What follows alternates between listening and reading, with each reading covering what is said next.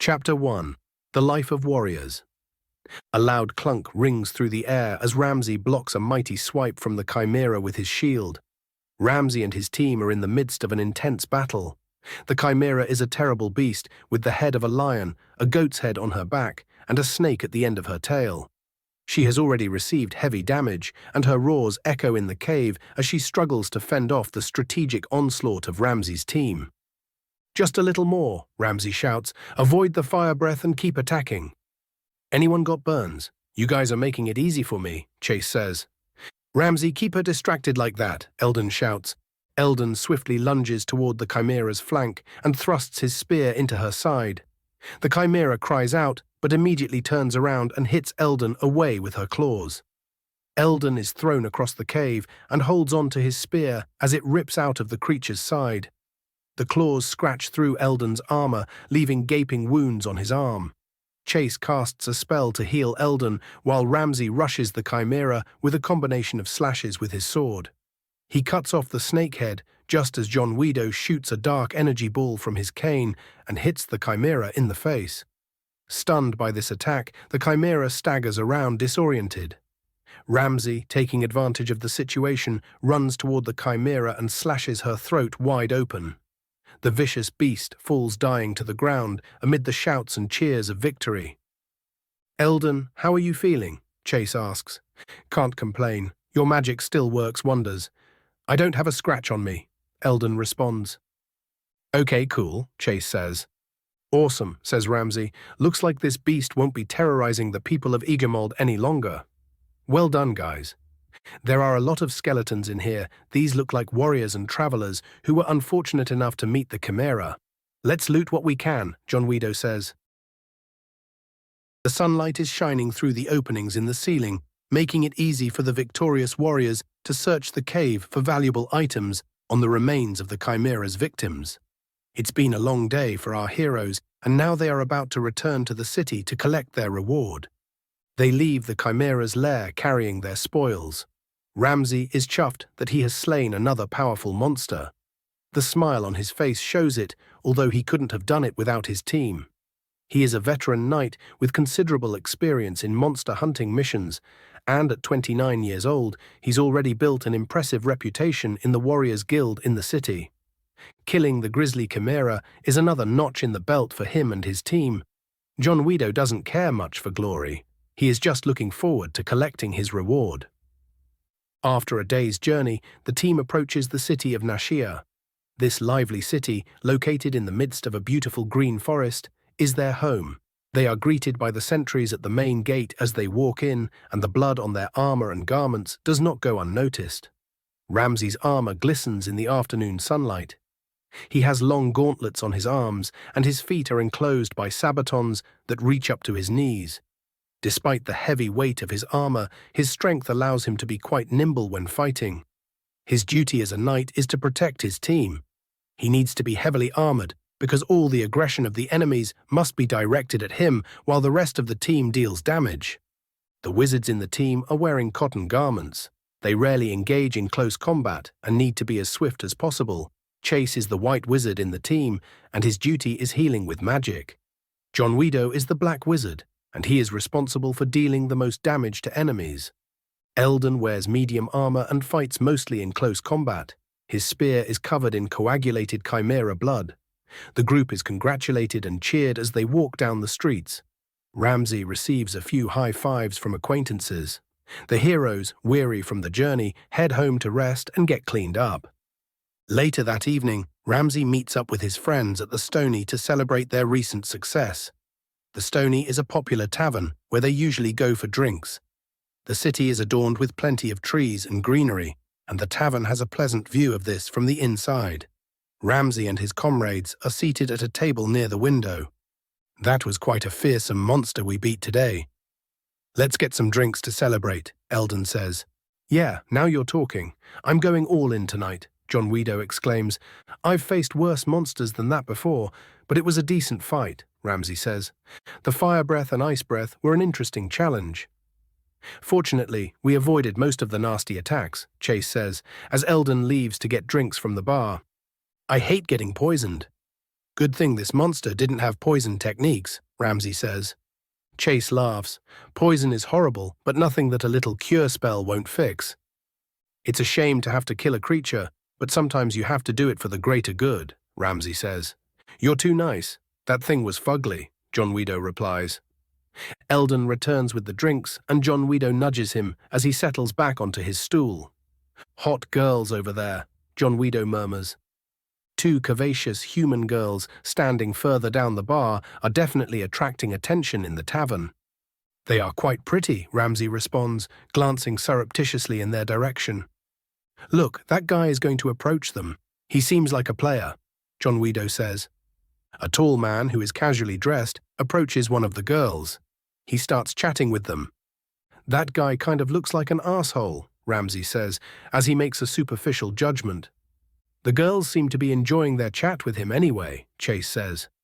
Damn, women are so complicated, Ramsay says. When was the last time you had a girlfriend, Ramsay? Eldon asks. It's been about a year, I think. Ramsay twists the truth. Why have only one girlfriend? John Weedo jokes. Here he goes again. The alcohol appears to be working, Eldon says.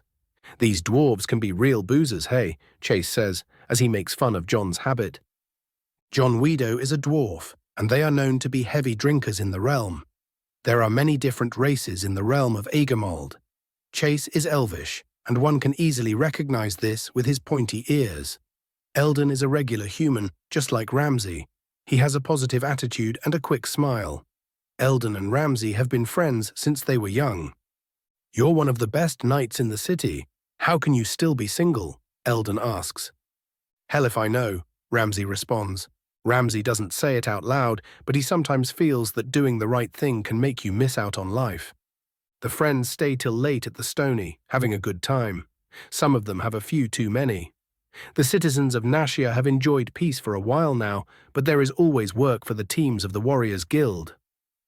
A few days pass, and Ramsay is at the marketplace, browsing for new armor and accessories. It is bustling today and packed with people, but there aren't many searching for the same thing as him. The merchants have their stalls set up, side by side, and the goods are laid out for the customers to look at.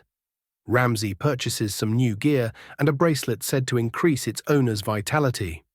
As he leaves the marketplace and walks down the pathway, a young woman calls to him for help. She is clearly distressed. Please help me. You're one of the knights, right? Something bad has happened. The woman is struggling to hold back her tears. My friends and I were outside the city collecting some plants to study. We are botanists, you see. The three of us were walking, and suddenly these men appeared. They were wearing black robes and looked super weird. Then what happened? Ramsay asks, steering her gently off the busy pathway. They attacked us, she sobs. Brian struggled and they shot him down with their dark magic attacks. They kidnapped Kira. I managed to escape. Oh no, I heard rumors of a dark cult that was kidnapping people. Please do something, the woman pleads. Let me first get my equipment. Then you must take me to the place where this happened. Thank you so much, she says, visibly relieved. By the way, my name is Ramsay Wick, Ramsay says as they hurry towards the guild armory. I'm Octavia, she responds. Ramsay collects his gear while Octavia waits outside the guild. They get Ramsay's horse from the stables and ride together. The location is quite a distance outside the city. The woman shows Ramsay the place where her friends were attacked. This is where it happened. I see. Let's look around for tracks. Octavia spots her friend's spectacles. They're twisted and the lenses are broken. Rare flowers are scattered on the ground. These are medicinal flowers that my friend was carrying in a bag. We used them to create healing potions. She must have dropped them in case we came looking for her. They follow the trail until they reach an entrance to a large, dilapidated building. Occult symbols are painted on the walls in red. Patches of moss cover the corners and edges. They hear long moaning cries coming from inside, mixed with ritualistic chanting. The air feels thick and cold, as if nature was depressed. This must be their hideout, Ramsay says. It's not safe here. We must get going. The two return to the city. Ramsay calls his team members and informs them of what happened. They all live in the same district, which makes it easier for them to gather in case of emergencies. John Weedo slowly comes out of his home as the rest of his team wait for him outside. It looks like the dark cult is real, and I think I found their hideout, Ramsay says. They must be stopped, Chase says, but we should first report it to the Warriors Guild. I'm not doing this for free. Oof, I have such a headache, John Weedo says. Why did you guys let me drink so much? Ramsay and the team head for the Warriors Guild. There is a large board with papers pinned to it. Each paper has information about a hunt and the reward for completing it. They go to the reception and ask to speak to the leader. After the report of the dark cult to the leader, it is registered as a mission. With Ramsay on their team, they have more than enough experience and the leader approves the mission. They're named Team Leopadillo. All right, is everyone ready for this mission? Ramsay asks. Let me confirm the plan. We invade the base of the dark cult and rescue any captives, Eldon says. That's right. At this stage, we don't know the strength of the cult or who we'll have to defeat. Be prepared to react quickly. John knows the most about dark magic in our group. His expertise might be useful, Ramsay says. Cool. Dark magic is all about destructive power. The healer will need to pull up his pristine socks, John Weedo says. What was that? I always work hard as a healer. You're always so bloody condescending, Chase says with indignation. John Weedo burps loudly. Enough, guys. We need both of you for this mission, Ramsay says. Our heroes prepare themselves for the battle and leave in the morning on horseback. They follow the path Ramsay discovered previously with Octavia. I can sense the energetic residue. We are getting close, Chase says, as they ride over the creeping vegetation. That's right. It's just a little further, Ramsay says. They arrive at the uninviting entrance to the hideout. No one is standing guard because most would normally run in the opposite direction. Ramsay walks in front and enters the building. Eldon follows closely behind him, and the wizards are at the back of the team. It is quite spacious inside, though very gloomy with demonic statues placed on each side. The team walk quietly down the corridor towards the sound of low voices. The door of the room is slightly ajar, and through the gap, Ramsay sees several cult members wearing long black robes with cowls. Ramsay unsheathes his sword and takes his shield in his left arm. He signals to the others, and they burst into the room with a roar. The element of surprise gives the team an advantage, and Ramsay slashes at a robed figure with his sword. John Weedo and Eldon begin fighting as well. The other cult members rally quickly and cast dark magic attacks at them, but Chase quickly heals the damage. Ramsay uses defensive magic to put a protective field around him and draws the attention of the rest of the enemies. He spins around with his sword attacking the enemies surrounding him. They retaliate by casting electric magic attacks at him to inflict paralysis. Ramsay staggers for a few seconds but is unaffected. John Weedo and Eldon have taken down 2 enemies and now direct their attacks to the rest of the cult members in the room. Eldon strikes one down with his spear, and John Weedo blasts another one with a fireball. Only one enemy is left standing, and Ramsay finishes him with a combination of sword slices. The team catches their breath and assesses their injuries. Chase casts a regeneration spell, and their health starts to slowly recover. Ramsay looks around the room and spots a body lying on an altar in the corner. That could be one of Octavia's friends, he says. This confirms the stories about the dark cult abducting and sacrificing people, says Eldon, stepping up for a closer look. We must put an end to this madness, Chase exclaims. From the look of the items placed around here, it seems they are trying to resurrect some kind of evil being, John Weedo says. They leave the room and proceed cautiously down the corridor. Suddenly, what appears to be 3 skeletons come out of one of the doors and lurch towards Ramsay. One of them is much bigger than the other 2. They screech as they swipe Ramsay with their bony claws. While Ramsay parries their blows, the damage dealers in the team pick them off. The skeletons are surprisingly strong, considering that they don't have muscles. After multiple attacks from Eldon and John Weedo, the skeletons begin falling to pieces, until the floor is scattered with ribs and fragments of shattered bone. After Chase had cast a healing spell, Ramsay continues walking ahead of the team. They reach an elevator with a lever in the middle. Eldon pulls the lever, and thick ropes lift the platform up to the next floor with a mechanical noise. The team arrives by the entrance to a large room as the elevator comes to a stop.